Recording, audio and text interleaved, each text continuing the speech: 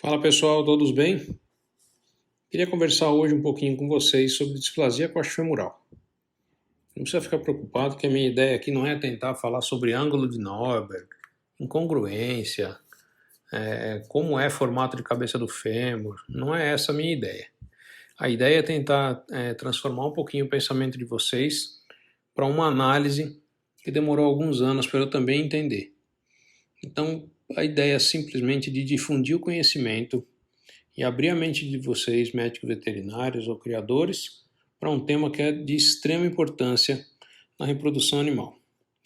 Meu nome é Daniel dos Santos Batista, sou médico veterinário, especialista em diagnóstico por imagem, e esse podcast de hoje é para a gente compartilhar o conhecimento sobre displasia coxofemoral. Bom, se a gente for fazer uma busca na internet utilizando esse termo displasia coxofemoral, vocês vão ter acesso a quase 69.100 resultados de busca por esse termo genérico num buscador, utilizando o idioma português, um dos buscadores mais conhecidos que a gente tem, que é o Google. Se você acrescentar o termo cães no final, você diminui um pouquinho essa busca para 34.200. Então é um termo que muita gente conversa sobre e pouca gente talvez faz um pouquinho de alusão a alguns comentários que eu vou deixar para vocês aqui. Bom, recentemente eu fui aprovado por uma empresa americana para realizar um teste aqui no Brasil, para poder realizar esse teste aqui no Brasil, um teste que avalia de maneira dinâmica a articulação do quadril. Esse teste avalia o índice de distração, o índice de deslocamento da cabeça do fêmur em relação ao acetábulo. A cabeça do fêmur, na verdade o fêmur e o acetábulo são as duas estruturas anatômicas que compõem a articulação coxofemoral. O fêmur faz parte do osso longo do corpo, da perninha de trás do animal, e o acetábulo faz parte de um encaixe de um dos 3 ossos que compõem a bacia também do animal. Quando você submete o paciente nesse teste, são colocadas 2 barras paralelas, fixas, no meio da perna desse paciente. Essas barras são ajustáveis em relação à largura, para você poder fazer isso em animais de diferentes tamanhos, de diferentes massas musculares. E você submete a uma força para justamente deslocar a cabeça do fêmur em relação à bacia, para deslocar o fêmur da bacia. Esse é o intuito do exame. Nesse exame sempre é feito a avaliação padrão junto, tá? Então toda vez que a gente faz o exame do PENRIP, eu preciso avaliar também a avaliação pelo método padrão. Isso faz parte de um protocolo, inclusive serve para alimentar um banco de dados para a gente ter a certeza de algumas afirmações, inclusive, que eu vou fazer para vocês aqui. Eu digo recentemente que a minha aprovação não faz talvez 3 anos que eu comecei a fazer esse teste aqui no Brasil, mas esse teste já é feito desde 1983. Foi quando o professor Gayle Smith, professor da Universidade da Pensilvânia, descobriu esse método.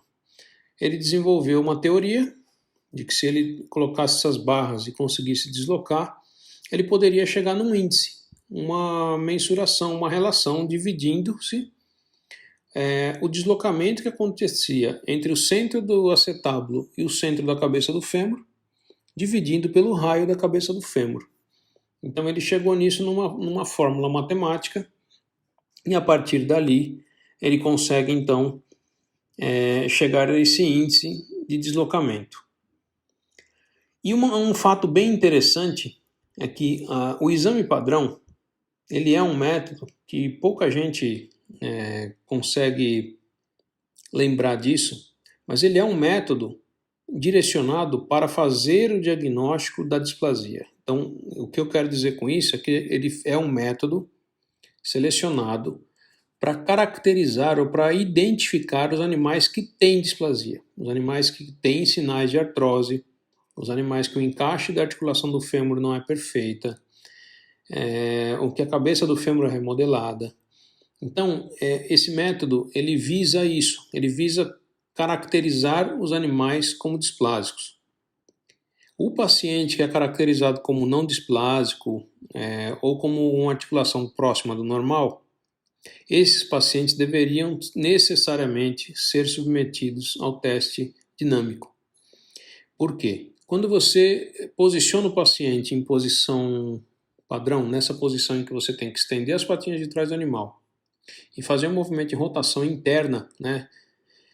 Quando você faz isso, você está pegando a cabeça do fêmur, a cápsula que envolve essa articulação, que funcionaria como um tecido. Você pega esse tecido e torce ele, como um pano úmido quando você torce.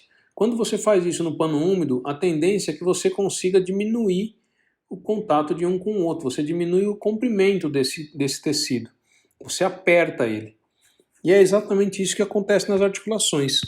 Você promove um encaixe melhor entre a articulação do fêmur com a bacia. Com isso, a mensuração do seu índice, por exemplo, do seu ângulo de Norberg vai ser boa. Você encaixou a cabeça do fêmur no acetábulo, então você pode diminuir a congruência. Você pode tornar esse paciente, por exemplo, com um encaixe perfeito, sendo que ele não tem a articulação perfeita. Só que esta prova você só conseguirá fazer com o uso do teste do PENHIP. E isso, acredito eu, ser uma das principais situações que acaba pegando os donos de estabelecimentos que utilizam cães como reprodução, porque praticamente todos esses locais utilizam o teste padrão para selecionar os apadrinhadores, os cães para reprodução. Então, às vezes, eles estão utilizando um método, e esse método ele tem a possibilidade de identificar cães como falso negativos, e esses pacientes continuarão transmitindo a displasia aos seus descendentes. Então seria muito interessante que todos os animais, quando classificados com grau A e grau B, deveriam fazer esse segundo exame, que é o exame do PENHIP. Espero que tenha conseguido ser claro nessa informação. Para quem quiser, entre em contato com a gente, que a gente tem um material que está descrito com alguns exemplos de figura num artigo de opinião que eu mesmo escrevi, tá? Então, só entrar em contato com a gente através das nossas redes sociais e solicitar a cópia desse material. Eu gostaria de solicitar, então, que se por acaso vocês gostaram desse material, deixa o like, compartilha com seus amigos, distribui para os seus colaboradores, encaminha para o dono do canil que você conhece. A ideia é literalmente difundir esse conhecimento. Então, conto com o apoio de vocês para isso. Muito obrigado por ter ouvido até aqui e até um próximo.